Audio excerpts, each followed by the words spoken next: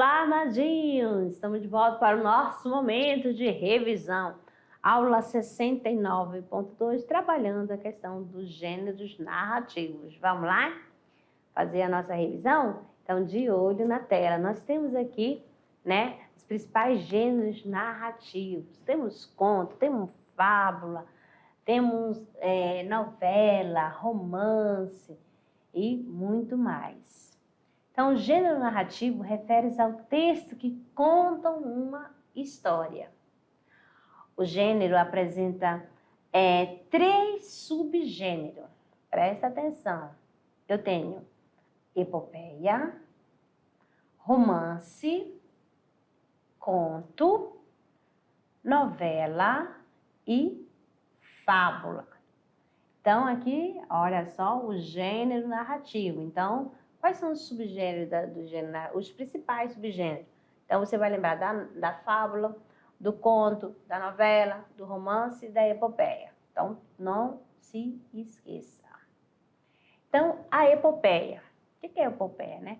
É sempre narrar em tom grandioso um acontecimento ou uma lenda de grande importância. Aí, o que você pega aí como exemplo? Os Lusíadas. Tá bom? E a novela? É uma breve, mas viva narração de um fato humano notável, mais verossímil que imaginário. Apresenta-se divididas em poucos capítulos. Aí, como deu exemplo de novela, eu tenho A Hora da Estrela, tá certo? Também tem outros exemplos de novela de cavalaria, tá bom? Aí, conto. É uma narrativa curta, em geral apresenta apenas um conflito, não apresenta divisão em capítulos. Aí nós temos vários contos, né? Aqui tem a questão da fábula. A narrativa inverossímil, com fundo didático, tem como objetivo transmitir uma lição de moral. Então, os personagens vão fazer de seres, vão pegar um vegetal, vai pegar seres inanimados. E esses seres sempre com fundo didático de ensinar, de transmitir uma lição, tá bom? Relacionada ao comportamento, para chamar atenção ao comportamento humano, tá certo? E romance é uma narração de um fato imaginário mais verossímil, que apresenta quaisquer aspectos da vida familiar e social do homem. Esse romance, eu posso ter um romance histórico, você pode pegar um romance histórico lá, Vida Seca, é um romance histórico, e também é um romance, e o Grande Sertão Veredas também é histórico, e pode também ser classificado como regional, tá certo? E tem um romance urbano, que eu pego Senhora, eu pego Lucília, de Machado de Assis, posso pegar também um romance do Machado de Assis, posso pegar, eu falei do Machado, né, de Dom Casmurro, Memórias Póstumas de Brás, todos esses daqui são romance, né, histórias que às vezes parece um pouco, fala da sociedade, né, relacionada à sociedade, alguma parte da nossa vida, né, faz essa relação social, beleza? Então, eis aqui, né, os principais gêneros. Espero que vocês tenham entendido essa questão do gênero, né, conto, romance, fábula, tá certo? Então, ficamos por aqui. Daqui a pouco eu retorno para o nosso momento, né, do tirando dúvida, resolução de atividade, tá bom? Até lá!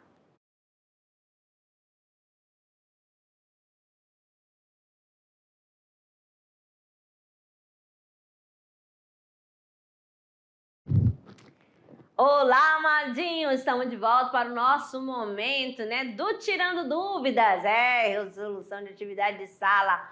Vamos lá, começando, colocando em prática, para ver se realmente você consegue identificar as características, né, do conteúdo estudado, né, sobre gêneros narrativos. Vamos lá para a nossa primeira questão? De olho na tela. Temos aqui o seguinte, ó. A cabra o asno? Olha só. Ela foi retirada do almanaque do Brasil e da cultura popular. Então, vamos lá. Viviam no mesmo quintal, a cabra ficou com ciúme, porque o asno recebia mais comida. Fingindo estar preocupada, disse: que vida sua! Quando não está no moinho, está carregando fardo. Quer um conselho? Finja um mal-estar e caia num buraco. O asno concordou, mas ao se jogar no buraco, quebrou uma porção de ossos. O dono procurou socorro. Se lhe der um bom chá de pulmão de cabra, logo estará bom, disse o veterinário.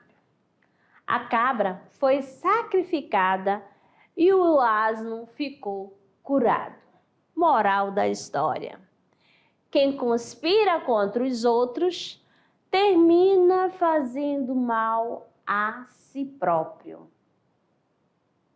E aí, você já percebeu aqui que essa narrativa, né?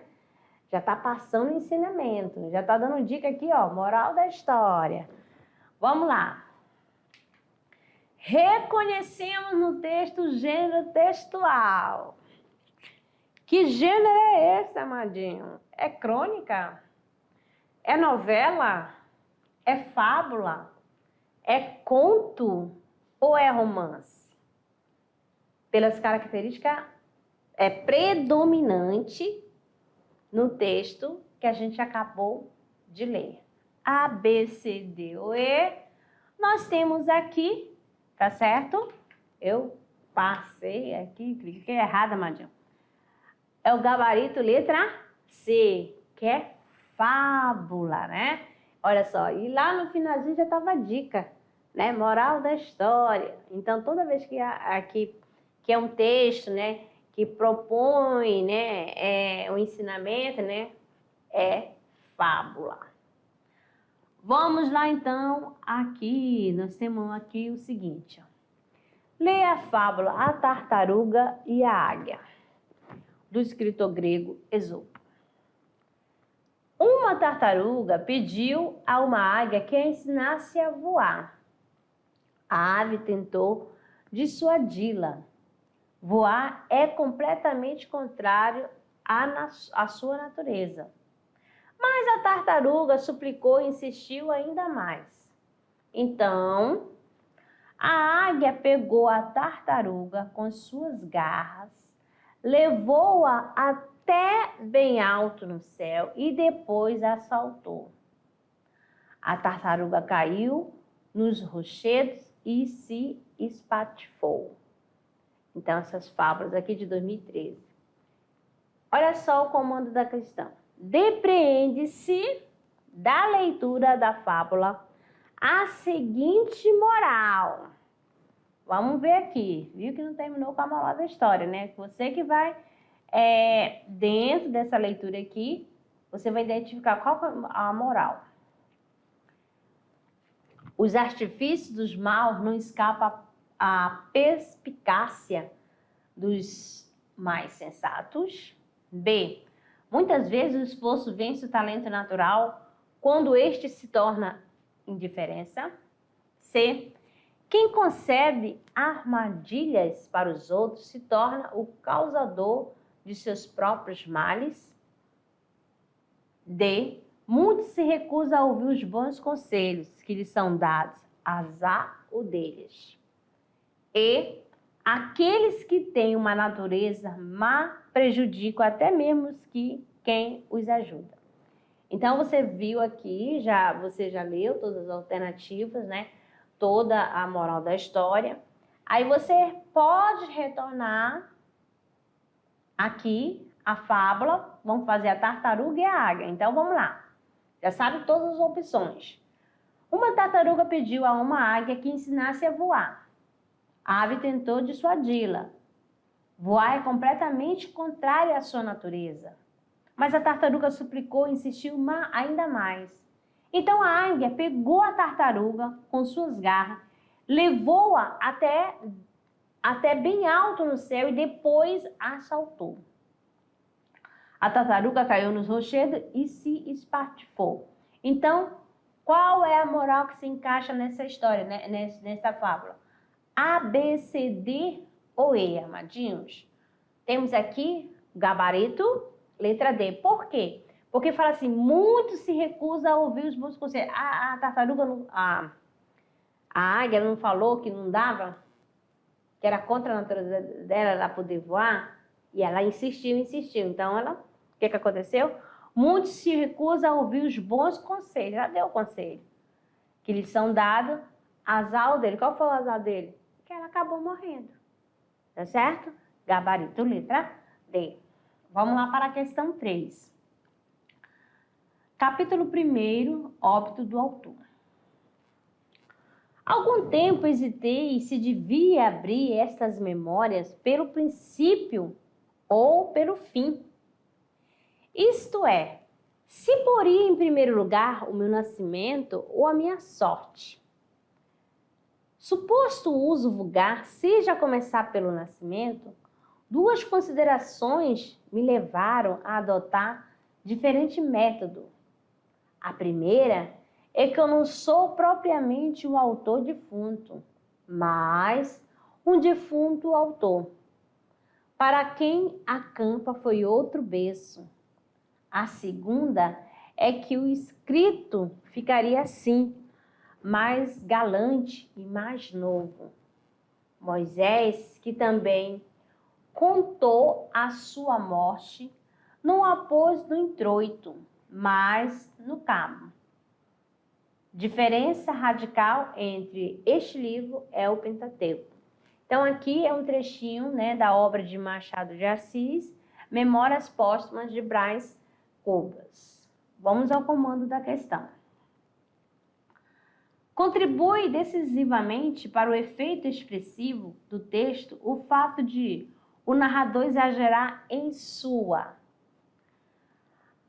a construção verbal paratática, estruturação argumentativa antitética, utilização de elipses ílgimas, exploração de recursos sonoros, mistura de variedades linguísticas. Então, o que nós temos aqui? O que se encaixa quando ele fala o seguinte, né? Que ele se hesitou, se ele não sabia se começava pelo início, se começava pelo nascimento ou pela morte. É nessa parte que você vai identificar.